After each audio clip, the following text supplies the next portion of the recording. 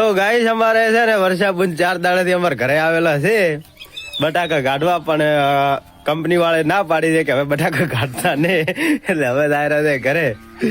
તો વર્ષાબુન હવે પાછા 4 આવશે કહો. બટાકા કાઢવાના છે તાર. બટાકા કાઢવાના છે તાર.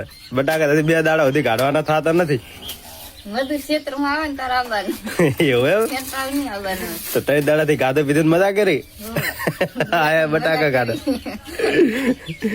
તો ગાઈસ હવે અમારા વર્ષાબુન જાય છે વરહડા. અમારે બનવી લેવા આવી ગયા છે. અરે અમારા બનવી લેવા આવી ગયા છે અમારા બુન ને.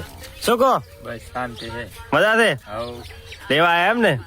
હવે પાછા 4 આવશો? બટાકા કાઢવાના થાય તાર. બટાકા હવે 2 દાડા સુધી કાઢવાના છે. ચાર ફોન કરજો આવશે. એવું એમ ને? તમારા વરહડા વાળાને કહી દો કે ભાઈ લાઈક કરો, ફોલો કરો. લાઈક કરો, ફોલો કરો.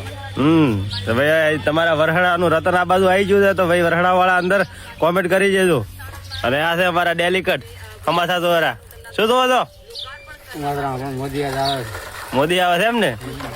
તૈયારી લો. મોદી માટે એક લાઈક કરી દેજો, અમારા ડેલિકટ માટે એક લાઈક કરી દેજો. હવે મળશું કોઈક નવા બ્લોગમાં. જય માતાજી.